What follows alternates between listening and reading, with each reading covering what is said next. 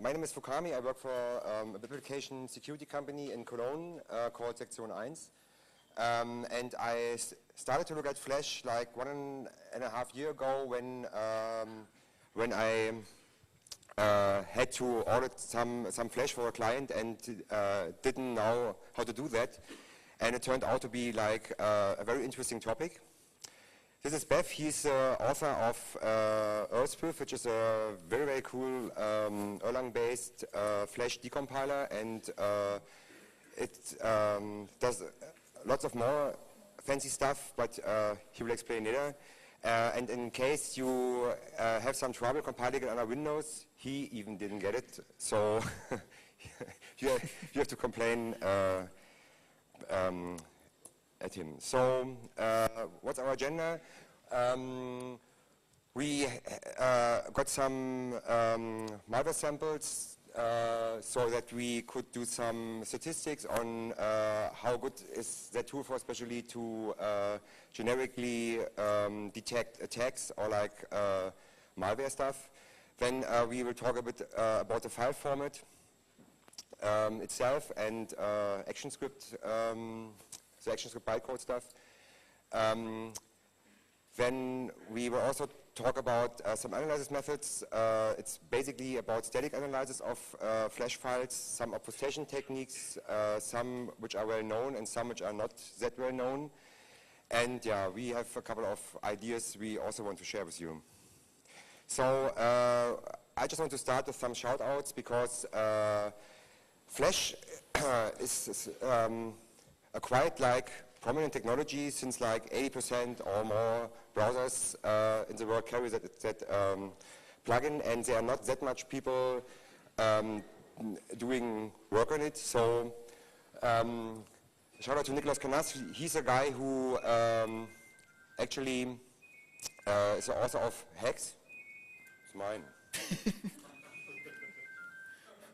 Nicht jetzt, okay?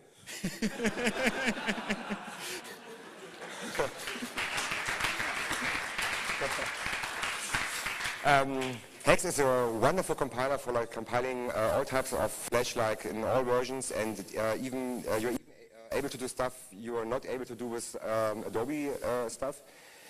Then Mark Dowd, he wrote this wonderful paper about Flash, like attacking the ActionScript 3 VM. Really, you have to read that one. Then thank you, Ben. I hope he's here. I think he just pointed me or pointed us at some thing we already developed, but didn't really recognize what we'd done. So it was very, very cool, like from him to tell us. Then Stefano Di Paola, he's a guy who did some nice tool called Swift Intruder, and he was also actually one of the first guys who really briefly looked into Flash and found some very interesting vulnerabilities. Yeah, and last but not least, Hossein Azari, who provided us with like 3,500 samples of Flash, which were used in attacks. So it was very, very useful for us to have this material, because before we had like 10 or so, and that was really, really nice. So the main idea is how far can we play the obfuscation, deobfuscation game. So why actually we are thinking about it? I mean, like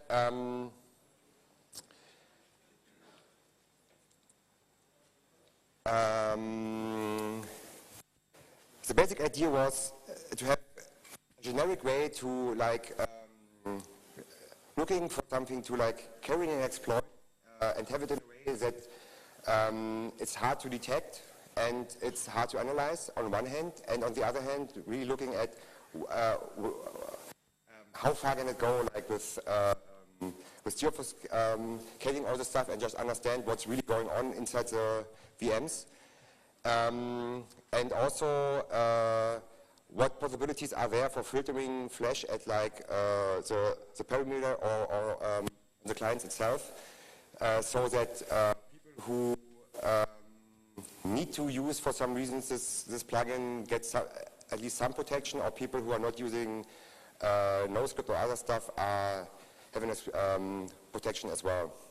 So we are focusing a little bit on like lesser known obfuscation techniques, which is basically only available in ActionScript 3. Yeah, and Beth will briefly explain that. As I said, we don't want to talk much about attacks, but these are some generic attacks which where Flash just played a role in one way or another. I mean, like most of the files we saw were really like banner ads, which were used to like simply redirecting the client, and that's it. It's basically like 80% of all or more of all Flash files we have. They are very, very simple in the way they do they're used in an attack. But there's a lot of stuff possible, like for example DOM injections, and like it's really a way to like remote controlling the client. And there are also attacks possible against the VM itself, like Mark described in the paper, and also against the analysis tools. There are a couple of tools which really have problems, like malformed Swift, and yeah. So this is basically the attack surface we have.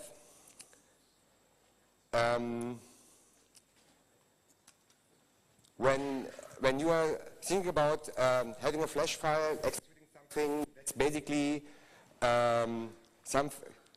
that's a like perfect possibility in terms of that means full access to like the DOM and like ejecting everything what you want. Most attacks are much simpler. They don't use that one. They just use like a simple redirect.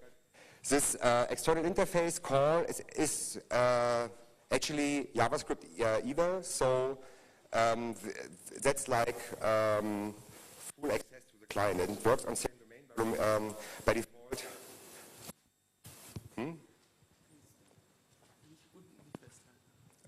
Okay.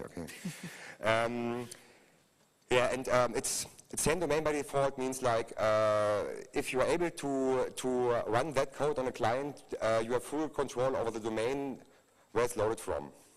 And this example can be easily compiled to ActionScript 2 or 3. So one idea of us was there are a couple of like vulnerabilities in ActionScript 2 and 3, or like abilities you would like to use in certain attacks. So we were looking for a way where you can like carrying all types of exploits and using like ActionScript 3 as a loader for it. Why people are actually thinking about obfuscation? There are a couple of like use cases for obfuscating Flash. The simplest one is like developers want to protect their IP, so that now other developers or designers can steal their stuff. So it's not that it's only like used in attacks. The other, or the second use case is like using it in mass exploits, for example through banners or wherever you are able to like present Flash to some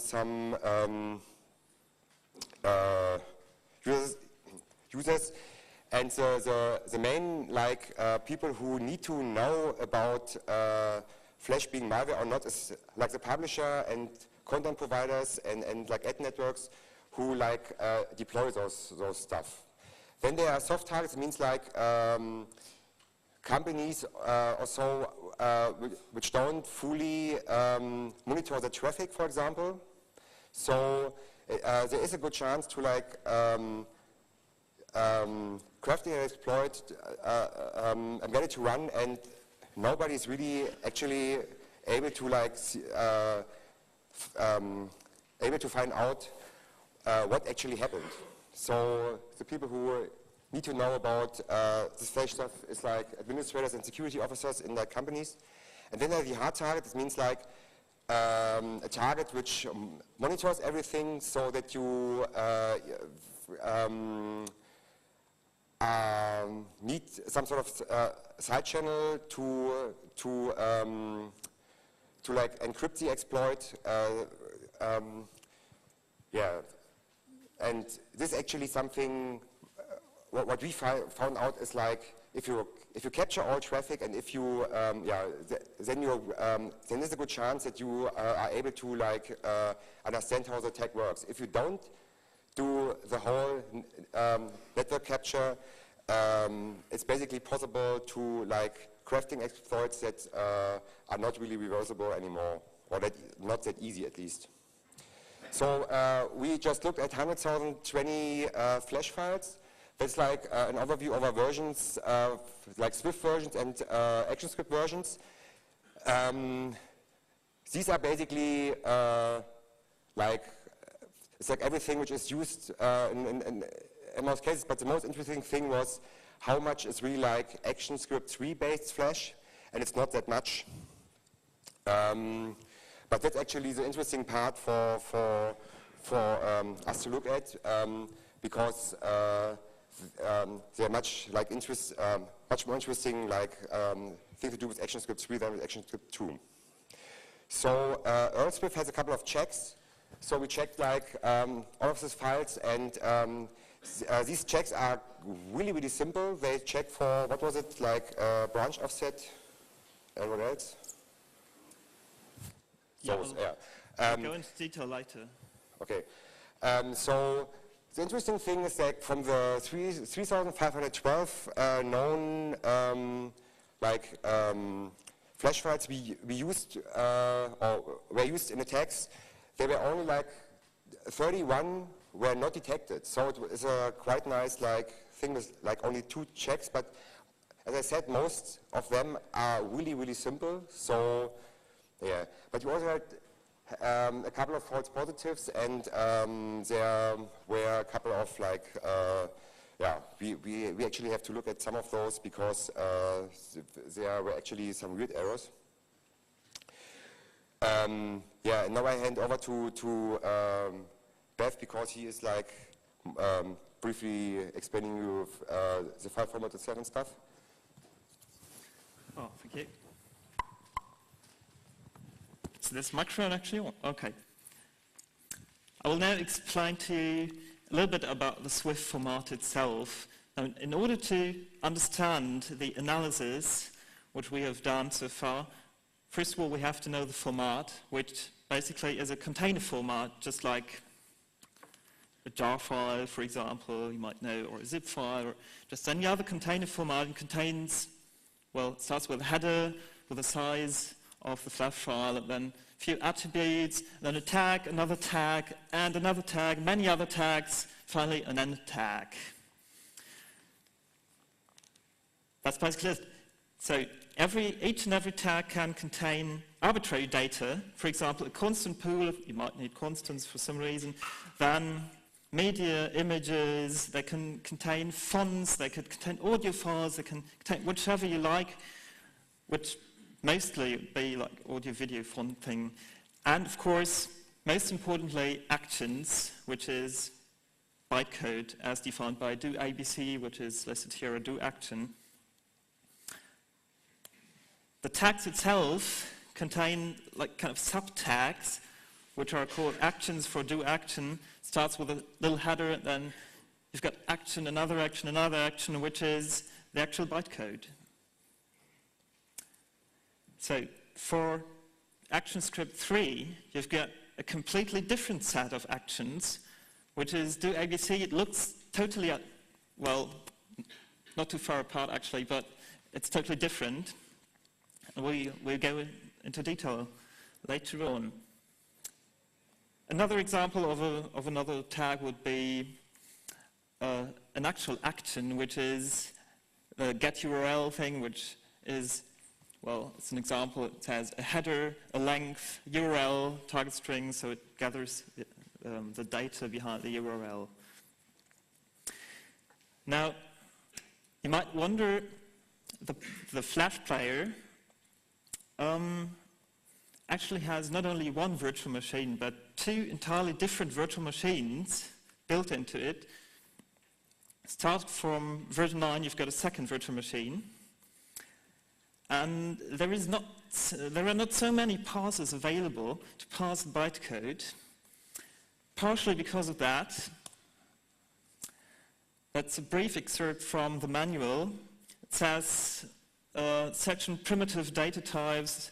Here, the variable length encoding for unsigned 30-bit uses 1 to 5 bytes. If the high bit of bytes is set, then the next byte is also part of the value. So you've got expanding bytes. It goes on like that throughout the manual, which is, it's not really difficult to understand after all. It's not difficult to implement, but it's, well, it's slow to implement, if you know what I mean. Then there is a very important function or functionality, which is a load bytes functionality starting from flash 9, which is a load bytes. It's possible to load arbitrary bytes from external sources, from internal sources, packed into the flash file and modified any way you like, byte-wise, and then load it into the interpreter. And that's basically a very, very neat way to implement obfuscation techniques. We'll talk about that later on. But first of all, our main objective would be to analyze flash files. You've now seen approximately what the Swift container format looks like, so I'll go to the analysis. The very obvious method to use for analyzing a flash file would be to just run it. You start the player, you run it. Has anyone actually switched off Flash in the browser here? Please raise your hand. Oh, it's like everybody. Okay, has anyone left it switched on? It's, okay, like a third maybe. Okay, each and every time you run the Flash file, you're basically doing a runtime analysis, even if you're not actually analyzing it. But, well, usually you would do that in a very contained environment where you can see how it's actually working. But we'd like to prevent that in the first place and know what we're executing, so we try to stick to static analysis here. And the very obvious pattern matching method is what's approximately like the data definition for virus scanners looks like. You know what might be a malware or a flash file you don't want to execute in your browser, so you're searching for patterns that you know in advance. You could also check for strings in URLs, strings in constants, or inconsistencies. For example, there is the data type of a string in Flash, and the string may be null terminated, and in addition have a length value associated. They might not match, so that would be an inconsistency. Or you've got an end tag where the Flash file is supposed to end, but there might be arbitrary data behind there. It's another inconsistency, and we can search for that. It's a very simple pattern matching. However, when designing your payload or trying to hide your payload, you might know that we're searching for these anomalies and just not use them. So the next obvious choice for an analysis method would be a statistical approach.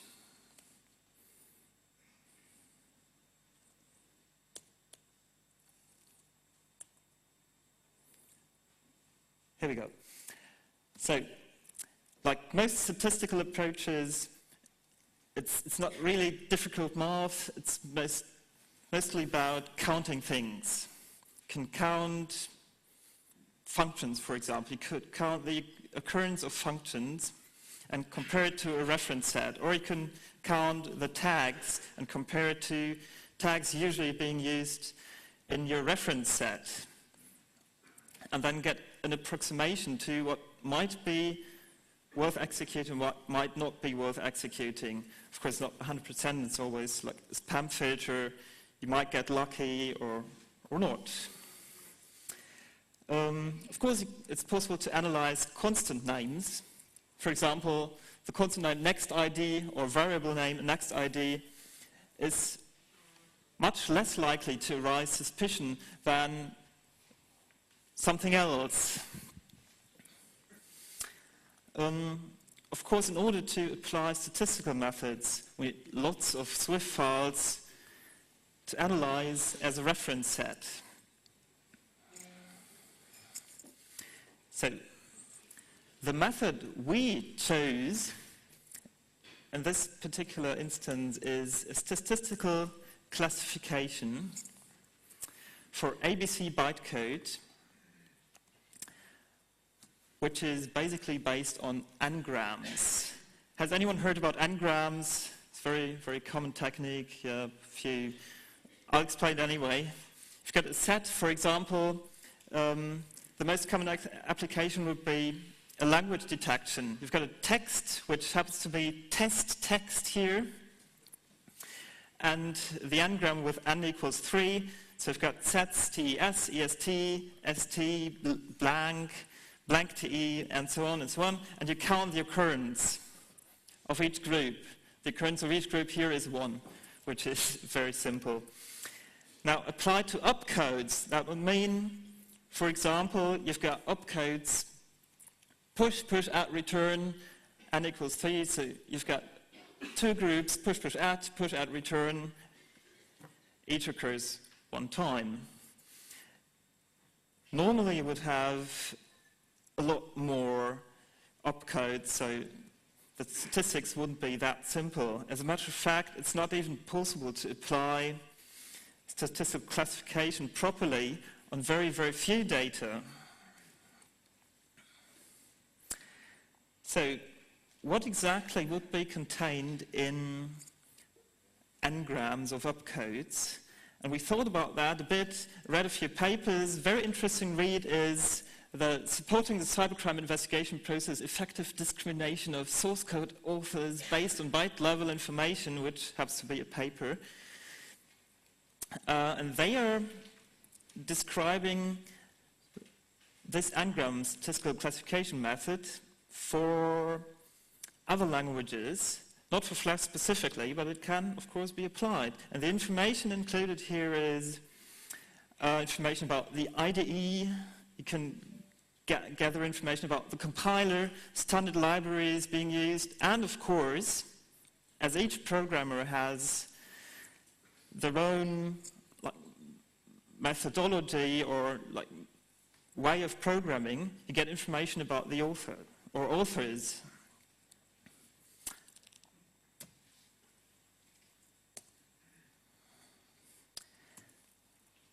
This very simple graph shows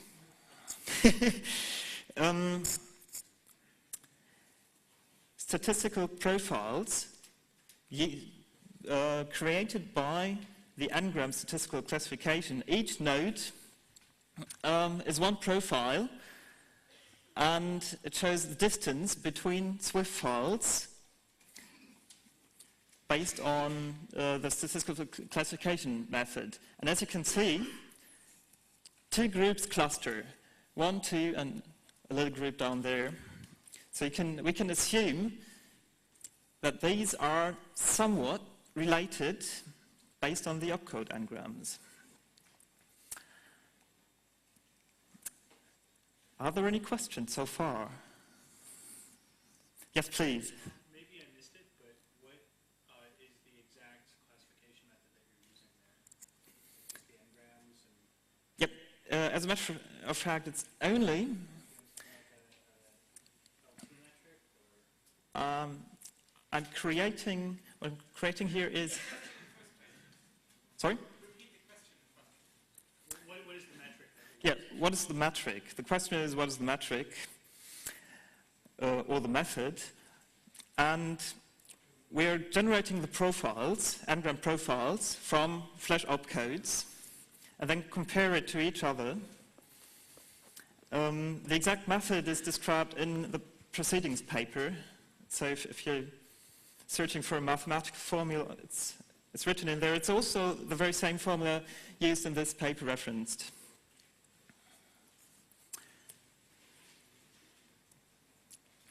So what we get in the end is an approximation which flash file might be related to other flash files. So for example, if we had a reference set, the reference set is all these but not this one, and we'd be analyzing this particular flash file, we would associate it with this cluster, not the other one. It's as easy as that. And one cluster means it's more likely to be of a, like the reference set, and a different cluster means, well, it's less likely to be like the reference set. Of course, it's not 100% foolproof, and that's what we're trying to prove now. Well, first of all, the classification method can mostly be used only for ActionScript 3 based files. But I'll present a brief history of obfuscation based on ActionScript 2 as well. So when you look at it, you can read the variable a, second line, adds up to a function name, which is load vars, and the function name is being interpreted as the real function name. So when analyzing bytecode, it's not easy to use pattern matching for load vars, because you don't know that it's going to be load vars in the end. So that's a very, very common obfuscation method for ActionScript 2 based flash. Another very common method is what we call a branch offset obfuscation. You've got at least 2 tags in the Swift file. The first tag has an unknown header, so we don't really know what it is, or it could have a header for a JPEG image and just arbitrary data. But as a matter of fact, there is our secret code embedded in here. And then we've got a do action tag, which is supposed to be real bytecode and just jumps out of the tag somewhere else. Very simple obfuscation. And when you try to analyze it with a common analysis tool like Flare, you end up with this, which is basically garbage. But you can see that it's being obfuscated because it looks a little odd. Then, when we're trying to obfuscate ActionScript 3 so that it cannot be detected even by our classification method described earlier, the very first idea that comes to mind is we just take our payload, which is called NTU here, and we embed it into another flash file so that most analysis tools would not recognize it as valid Swift in the first place. But it's very, very easily detectable, and it's being loaded during runtime into the byte array here, the NTU byte array. Unfortunately, it is detectable very, very easily, but the byte array idea gets to the next step, and the next step would be this example. The code is written in hex code. Hex is an open source Flash compiler. So the whole process here would be to take our payload, we may even encrypt the payload and then encode it into a byte array, which is being loaded as another class in the data here, which is red. So we iterate over the data, and during runtime we can decode it or deobfuscate or decrypt it even, or implement whatever algorithm we like, which happens to be -1 here in the example, and then we can load our bytes and execute it.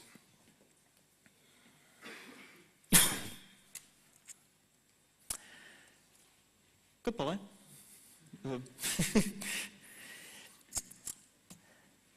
There are a few different types of data to hide. First of all, we may have a particular payload to hide. Then we need to hide our encryption algorithm, which could be arbitrary, and we need to hide our encryption key, of course. And we need to hide our encoding algorithm, which is totally different to an encryption algorithm, and parameters may be provided to the encoding algorithm. And of course, in the end, we end up with a line in the bytecode which says we load bytes. So the byte loading function cannot be hidden easily, which is unfortunate, but there are legitimate uses for the byte loader function, so we don't actually need to hide it.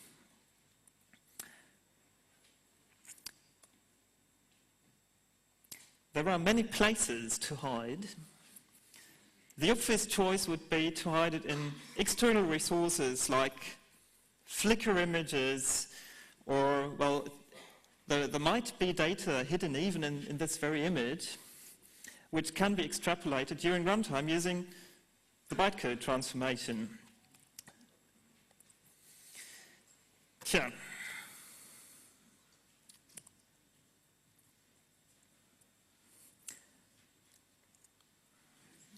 So the tool we've written originally focused on Swift versions up to 8, which only handles ActionScript 2 bytecode, so we implemented the pattern matching described earlier, which is very similar to virus pattern matching. And, well, recently I added ABC bytecode parsing to the tool, so the statistical classification method was able to be implemented. So what else can I say here? Well, you might like to take a look at this particular tool. It has a JSON export, it has, of course, the n-gram analysis implemented, it's got an API, and can be used as a library. And the thing here is, I'd like to present a few ideas we have, which are called random ideas. As a matter of fact, most of the ideas originated from earlier talks at different conferences like DeepSec and another conference in Belgium, where people were asking questions or having ideas about where data could be hidden, how to analyze Swift files. So the very first we could build an interpreter in ActionScript 3 and hide the code to be executed, matching exactly the statistical profile that we calculated earlier with the n-gram method. So the bytecode being loaded during runtime would look exactly like the code of the profile, of the reference profile. Then, of course, we can try to avoid detection by exposing only strings to the constant pool that look exactly like ordinary strings. Like shown before, we can call our variables next ID or ABC, but not AX2318. That would look very suspicious. Then, and that's a very interesting point, we can use conditions set by the browser in order to have an encryption key for a very particular set of targets. For example, if you've got a browser version or a browser string, and you've got a date and time, and you've got an IP address, the DNS name, referrer, a player version, maybe even a time frame in a movie being played. So you can extract all the information, build an encryption key, and use the encryption key to target only platforms which can generate the right encryption key.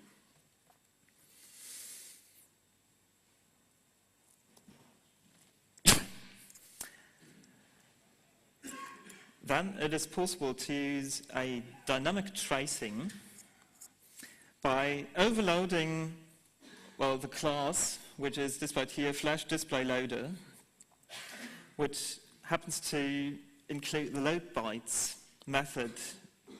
And the load bytes method is being used to load arbitrary data, as shown before here. Here is load bytes. So it's possible to overload the class that uses load bytes in order to like briefly check what we're actually loading after it's being decrypted.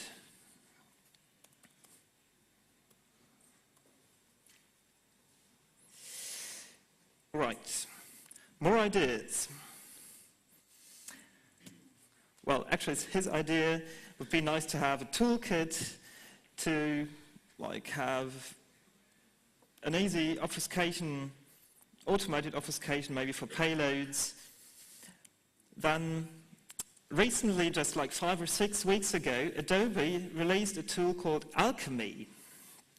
Now the Alchemy tool, which is based on the AVM tool, the second virtual machine, happens to implement very, very fast memory operations on byte arrays.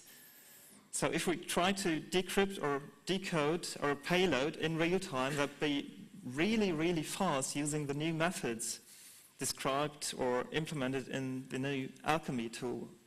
Well, basically it's a compiler or a compiler extension. Then we can really look forward to the Flash Player 10, which is out already, but it may implement UDP or P2P functionality. Will there be any questions so far?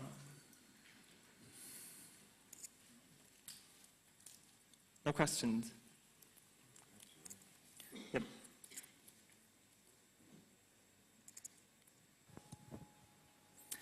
So,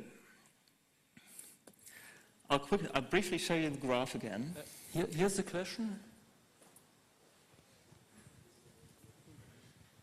Oh, yes, please. I saw that code, that with the line, I don't quite get it.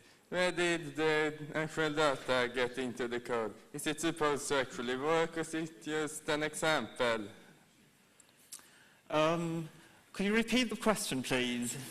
Okay, that scaped, the one with the head part in it, I don't get how the data actually gets from A to the loader. It doesn't seem to have any place that actually moves. It just seems to be an empty array. Unfortunately, I'm unable to correctly recognize the question here. So, well,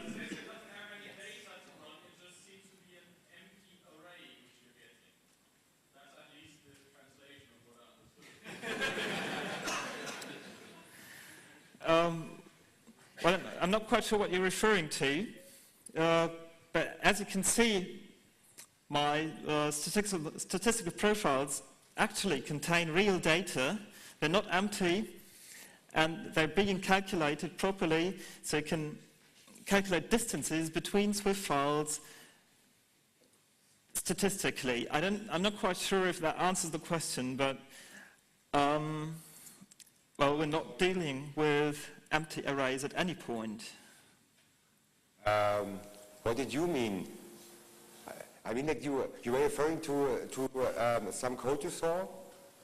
Which one was it? Like, do you mean that one? Move on. Or do you mean like that? The loader part. That? Later. Load bytes part. Das ist kein Code mehr. There is no code anymore. I mean, like, that's the only two parts where we show codes, like that one and... Well, the code might have been obfuscated already. Come on. So we actually don't get the that, question? That one. This one? Yeah, to me it looks like the data doesn't seem to actually be anything. Well, you're actually right. The data is not listed here. It's being prepared externally and loaded into the compiler during compile time. So it's linked to the Flash file, but this part has been omitted. Ah. Yeah, but well...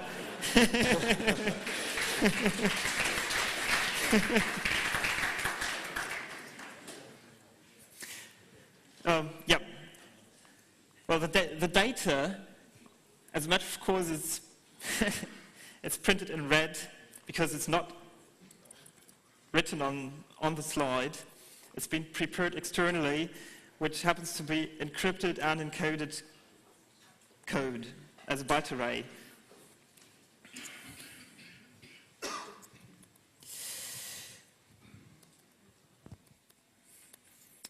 All right. Are there any more questions?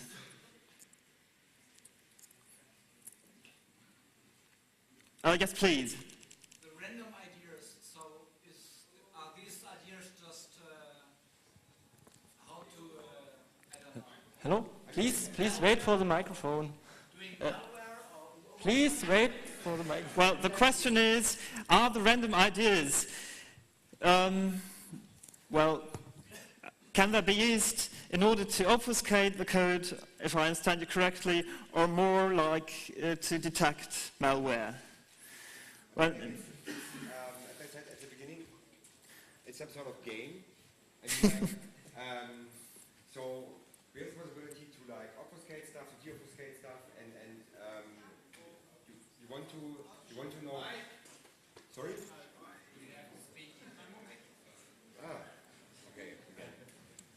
So it's a game to. Sorry. Okay. It's a game just for like, like. Sometimes you just want to have the possibility to detect that. Sometimes you just want to have the possibility to just hide it. So that's the basic thing. So if you do some, for example, pen test or whatever, where you think you would like to use Flash in the way that nobody's easy like detecting, or if you really want to attack someone or whatever, there are lots of uses for both sides, in my point of view. So. The random ideas, yep. Especially, I mean, like, one of the most interesting stuff, in my point of view, is like the whole, like, UDP stuff. I mean, like, actually, the possibility to have like peer-to-peer functionality inside a browser is like amazing, And that, like, no matter what, I'm quite sure that Flash will like. Continue to be one of the major like sources for supplying like deep exploits, like technology which will be used for planting exploits and stuff. So that's basically ideas. Just play with it and just find out about it and just get it detected in some ways and stuff like that. So it's like random ideas, And on some parts we're already working, on some parts we didn't do anything, but we're just discussing it with some guys. For example, the idea of overwriting the byte loader functionality to just actually trace what's happening in the player, like getting a controlled execution of Flash. That's something which is really, really missing. Yeah? There's nothing like that, at least not available for public use. If I could just interject for a moment. Everybody on this side of the room, if you could please keep your conversations down so that the people in the front of the room can hear and participate. And if you do decide to leave, please leave as quietly as possible. If you see a bottle, take that with you. Thank you. Okay, are there any more questions? Yep. Did you think of using the statistical approach to distinct perhaps ads from regular Swift files? So you can... That actually works quite well for like banner ads, for example. Or what you mean? Yeah, banner ads. I mean, like, what I wanted to show was like this one thing showing the versions, for example. Yep. That's the reality of Flash out there. So most of the files are like ActionScript 2, and most ad files are like something like Swift version 6 with like some very, very basic redirect. And but the main problem is that sometimes those banner ads look like malware because they are just redirects. If you click on it, you get redirected to another domain or to another like location. Yeah, but hello? Can I have the microphone switched on, please? Okay. Unfortunately, Flash banner ads mostly are Flash lower or equal to version 8. And we're trying to analyze this part here, this tiny part, which is ActionScript 3 or more. And in order to apply the statistical classification, you need data, lots of data, and there is not much data in there. It's possible to use statistical classification as well for ActionScript 2, but you need lots of data, lots of code. There is no code there. So it's not possible to apply it. So there are other methods which are quite better to use for analysis than that for like those simple banner ads. But I mean, like Earthswift is actually able to decompile both, so that you can use it for like giving it a file handle and getting back a JSON structure of the tags and of the like opcodes and stuff. So yeah, basically we found some stuff like that in like comparing like banner ads and other stuff, and it figured out like the rogue banners, so it worked. Yeah, for example, if you have a look at the file structure again, what you encountered during analyzing like obfuscated flash files is we've got an end tag. We encountered flashes which have not only one end tag but like 100,000 end tags. Or we found flash files that have a little clue built into the zlib mechanism, the compression mechanism, so that uncompressed data leads to endless zeros, or gigabytes even. Well, any more questions? Yes, please. Please wait. Please wait for the microphone.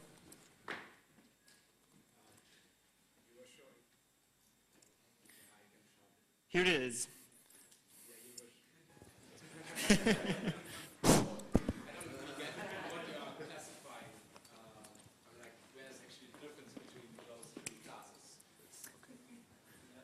Well, okay, the question is, what's the difference between the three classes in the diagram?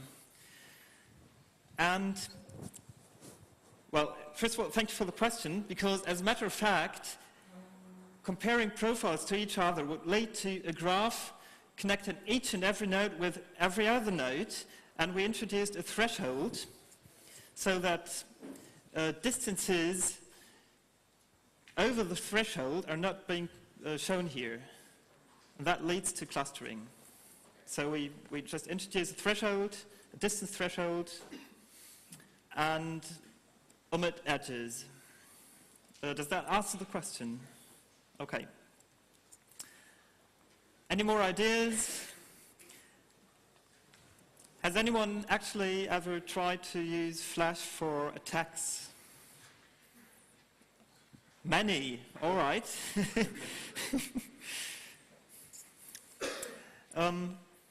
Okay, thank you very much so far. If you happen to have any malware Flash files lying on your hard drives, please don't hesitate to contact us. And you might also be interested in the paper we wrote for the proceedings. So thank you very much.